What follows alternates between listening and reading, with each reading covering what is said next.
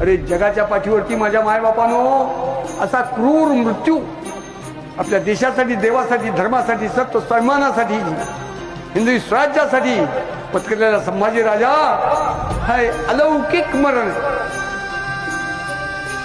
पहिल्या दिवशी पकडल्यापासून शेवटच्या दिवशी तुकडे करेपर्यंत रोज मृत्यूच्या दिशेने बलिदानाच्या मार्गावरती एक एक अवयव तोडला जातोय, नाश होतोय, क्रूर अत्याचार होत आहे.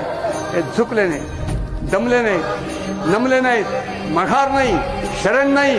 किती किती अरे तलवारीपेक्षा धारदार, बाणापेक्षा टोकदार, सूर्याच्या फटका लावील असला सगळा आतला आग रग ठग आहे त्यांच्या. शिवछत्रंचा छबा बलिदान एके दिवशी झालेलं नाहीये.